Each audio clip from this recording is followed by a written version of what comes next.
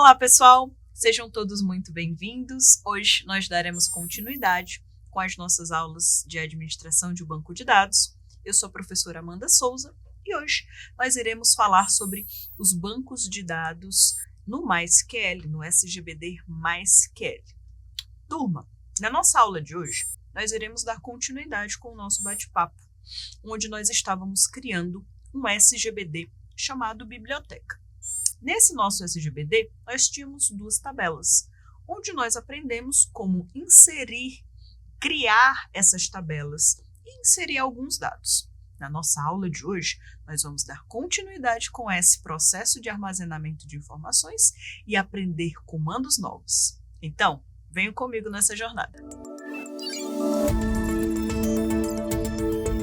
Então, pessoal, na nossa aula de hoje, nós vamos continuar a criação do nosso banco de dados de biblioteca.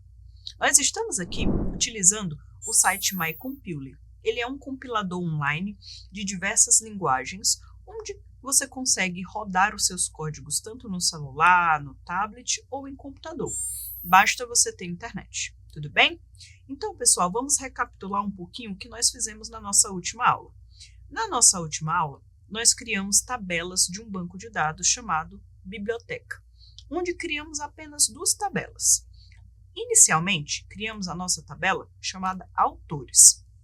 E aqui, eu até chamei a atenção para vocês sobre essa tabela, onde nós estamos utilizando um comando que se chama IfNotExisting, onde esse comando ele permite que o banco de dados verifique o código se existe ou não uma tabela já com esse nome, para justamente não dar nenhum tipo de erro. Então, ele já verifica logo. O banco de dados, você tem uma tabela chamada Autores. Ele fala, existe. Então, ele nem executa a tabela. Ele nem executa as outras linhas de código. Mas, se ele perceber, não tem de jeito nenhum uma tabela com o nome Autores. Então, ele deixa funcionar os outros códigos e ele dá continuidade ao processo de compilação. Ok?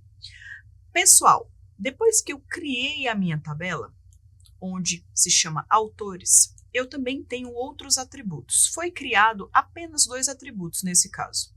Um atributo chamado AutoID, onde ele é do tipo inteiro, e também ele é autoincremente, né? Ele acaba sendo autoincrementável.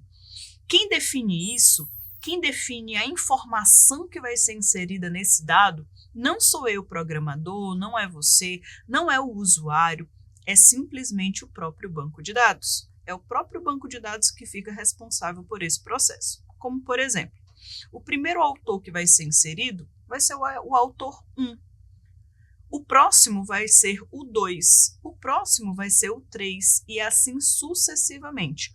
O banco de dados vai fazendo esse incremento. Então, a gente joga a responsabilidade para o SGBD.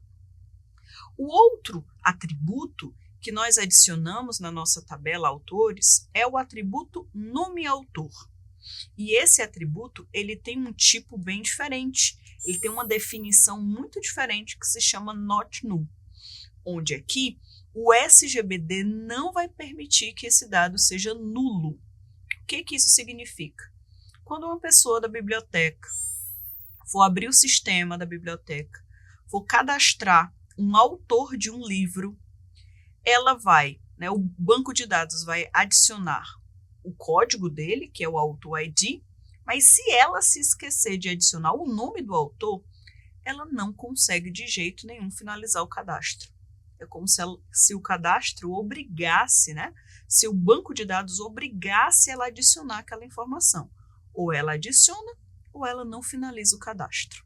Isso é muito importante, porque a gente garante que dados extremamente importantes sejam inseridos, ok? É por isso que, por exemplo, quando você vai fazer um cadastro em alguma loja, que para eles o teu CPF ou o teu número de telefone ou o teu e-mail é extremamente importante, ele coloca um asterisco ao lado.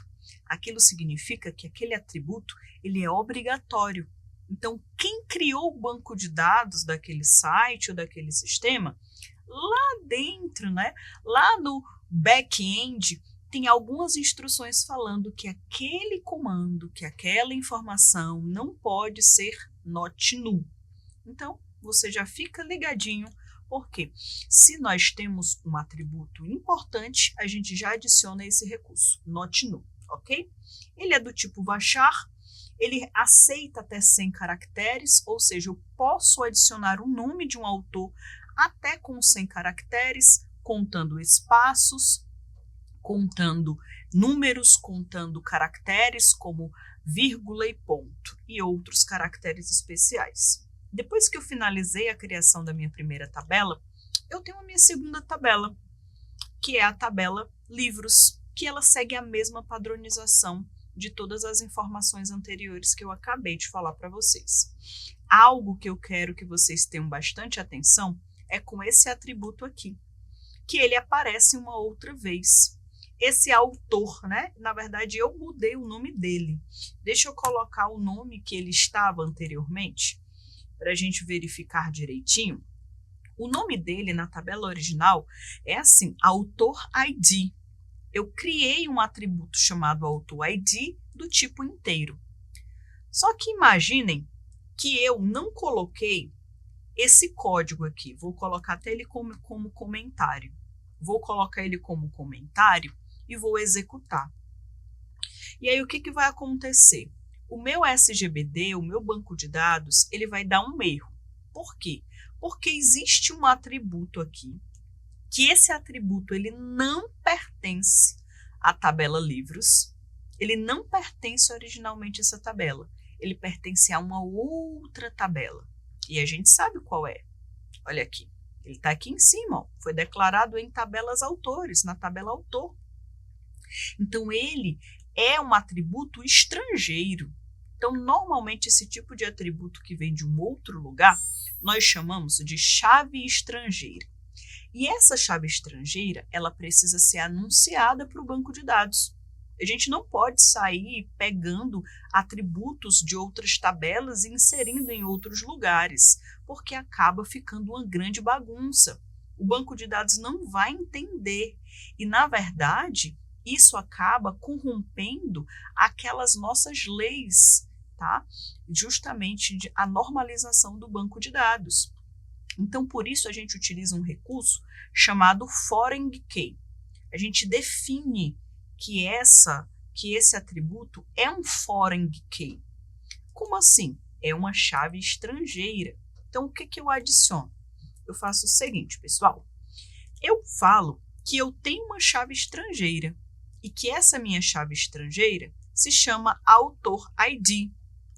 E que essa chave estrangeira ela pertence a uma outra tabela, reference. Ela é referenciada da tabela autores. E a daqui, pessoal, eu preciso falar qual é o nome dela. Qual é o seu nome lá na tabela autores? Ah, o meu nome é autor ID. Então, ok. Então, eu sei qual é o nome do atributo que está aqui na tabela livros, eu sei de onde ele vem, eu sei qual o nome da tabela e eu sei qual é o nome dele nesta tabela. Agora as coisas vão funcionar corretamente. Agora eu vou conseguir encontrar esse atributo. Então, nesse caso, quando eu executo o meu código novamente, ele não tem erros, porque ele conseguiu identificar a nossa chave primária e também a nossa chave estrangeira. Pessoal, essa é a primeira parte da explicação desse código. Nós vamos agora começar o processo de inserir informações. Então, fiquem ligados que nós vamos continuar com o nosso momento de aprendizagem.